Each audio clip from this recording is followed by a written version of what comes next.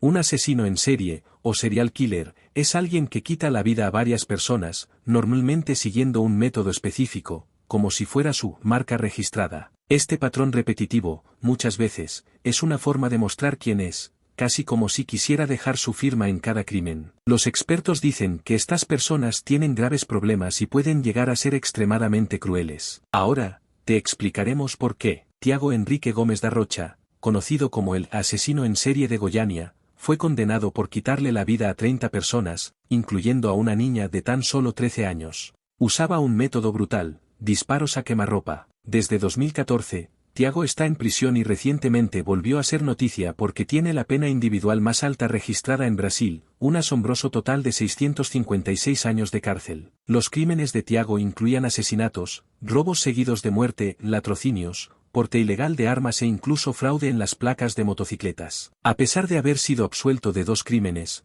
todavía debe enfrentar 4 juicios populares. Él mismo afirmó haber matado a casi 40 personas. La vida de Tiago estaba llena de riesgos. Cometía sus crímenes utilizando 2 motocicletas, cambiando las placas para despistar a la policía. La ciudad entró en pánico con los ataques, y parecía no mostrar ningún remordimiento. Al día siguiente de su arresto, Tiago intentó quitarse la vida en la comisaría, utilizando fragmentos de una hoja rota para cortarse las muñecas. Este caso conmocionó a Brasil y mostró el lado oscuro de alguien que, sin piedad, sembró el terror donde quiera que iba. Tiago Enrique Gómez da Rocha era una persona muy violenta e impredecible. Llegó a pelearse con periodistas e incluso amenazó a sus compañeros de celda en prisión.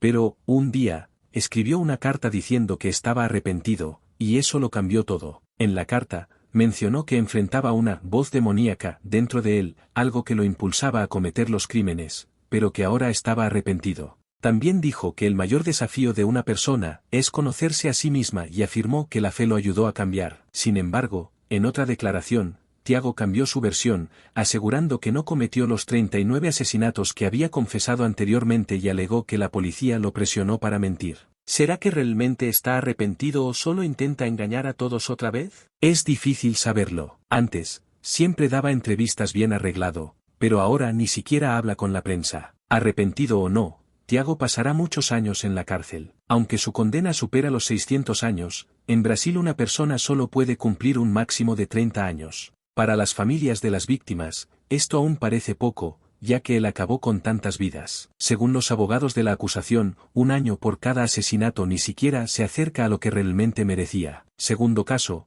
Andrei Chikatilo fue responsable de acabar con la vida de 52 personas, dejando un rastro de terror a su paso. Los cuerpos de sus víctimas fueron encontrados desmembrados, y él mismo admitió, donde quiera que iba, mataba. Cuando mataba, sentía algo especial. Durante su juicio, que duró 4 meses, Andrei tuvo que permanecer enjaulado dentro del tribunal. Esto porque las familias de las víctimas estaban tan indignadas que podrían haber intentado atacarlo. Multitudes se reunían todos los días para escuchar los terribles relatos de sus crímenes. Conocido como el carnicero de Rostov, nombre de la ciudad rusa donde ocurrieron los crímenes, Andrei narraba sin temor cómo hacía todo. Incluso utilizó un maniquí en el tribunal para mostrar cómo desmembraba a sus víctimas. Sus objetivos preferidos eran adolescentes y jóvenes adultos, a quienes abordaba en estaciones o durante viajes en tren. Los convencía de ir a un lugar apartado, donde empezaba su crueldad. Primero, golpeaba en la cabeza para dejar a la víctima inconsciente y luego ataba sus manos. Después,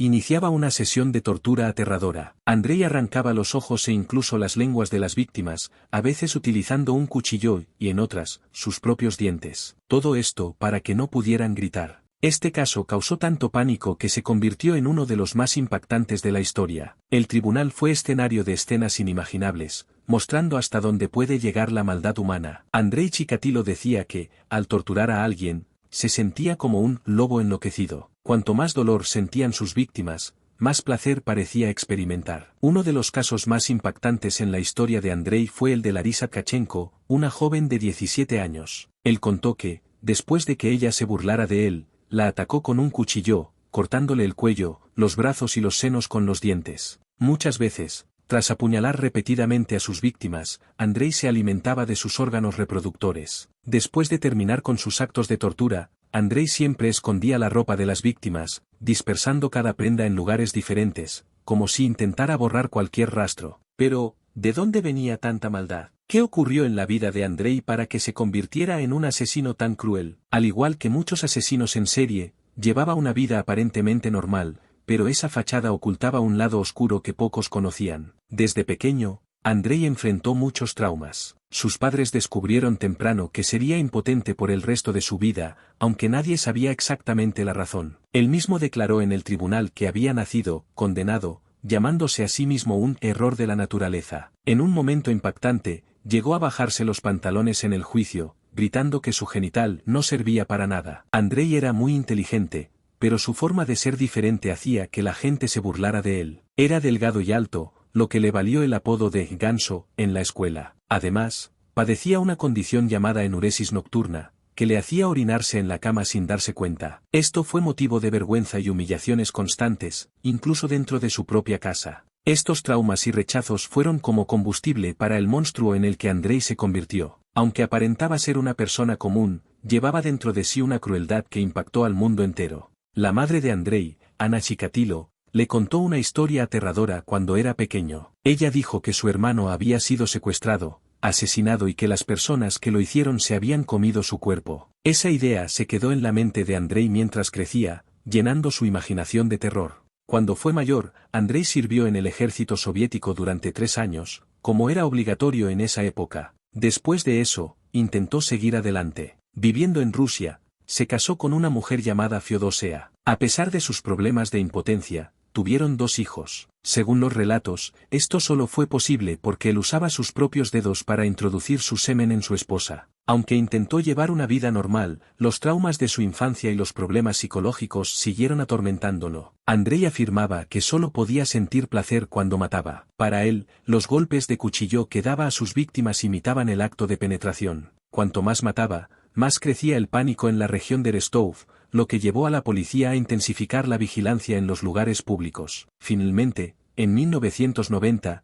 Andrei fue capturado en flagrante mientras intentaba hacer otra víctima cerca de una estación de tren. Fue juzgado, condenado a la pena de muerte y ejecutado en febrero de 1994. Así terminó la historia de uno de los asesinos más crueles de la historia. Por último, pero no por ello menos importante, Pedro Alonso López. Se le recuerda como una de las personas más aterradoras de la historia. Se le llamó el monstruo de los Andes, porque confesó haber acabado con la vida de 300 niñas. Los investigadores lograron encontrar los cadáveres de 53 víctimas, todas ellas con edades comprendidas entre los 8 y los 12 años. Pedro cometió estos crímenes mientras viajaba por 3 países sudamericanos, Colombia, Perú y Ecuador. Se acercaba a niñas que vivían en la calle, se ganaba su confianza y las llevaba a lugares aislados, como casas abandonadas. Allí, les hacía cosas horribles y aterradoras, hiriéndolas y aterrorizándolas durante horas. Luego les quitaba la vida y dejaba sus cuerpos escondidos en agujeros, lejos de todo. Esta historia conmocionó al mundo y sirve para recordarnos que siempre debemos cuidarnos los unos a los otros y luchar por un mundo más seguro. Pedro López, a diferencia de muchos otros asesinos en serie, tuvo una infancia sencilla, sin violencia familiar. Su madre, Benilda López de Castaneira, dijo que no entendía de dónde sacaba historias tan extrañas sobre su vida. Pedro contó a la policía que, tras escaparse de casa, empezó a ir por ahí diciendo que era hijo de una prostituta que atendía a clientes delante de él. Pedro nació en Santa Isabel, una ciudad en Colombia, y escapó a Bogotá cuando era aún joven. Al llegar a la capital, se unió a un grupo de niños de la calle porque sabía que, solo, estaría en peligro. Aunque encontró comida y refugio por un tiempo, su seguridad no duró mucho debido a los abusos que sufrió. A los 12 años, Pedro huyó de un orfanato en el que estaba y regresó a las calles. Fue en esa época cuando comenzó a robar para sobrevivir. Pero uno de esos robos terminó llevando a Pedro a la cárcel a los 21 años. En prisión, enfrentó más abusos y terminó matando a 2 hombres en legítima defensa después de ser atacado. Estos crímenes no aumentaron su pena,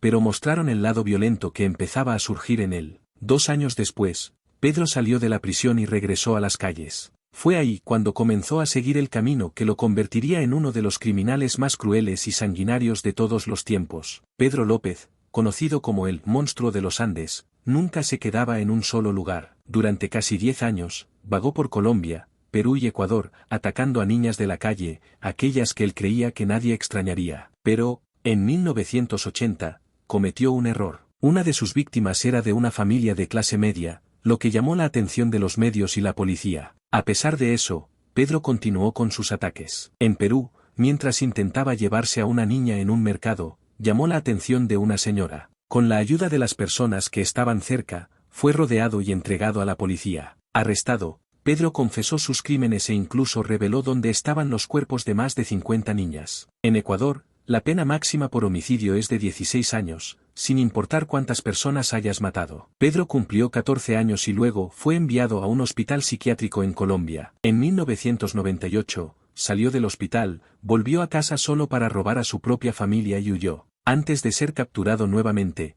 Pedro hizo su última víctima. Fue arrestado en 2002 y esta vez, condenado a cadena perpetua. Estos fueron los casos de algunos de los asesinos en serie más crueles de la historia. Y recuerda, los psicópatas pueden estar en cualquier lugar, en tu vecindad, en el trabajo o incluso más cerca de lo que imaginas. Mantente alerta.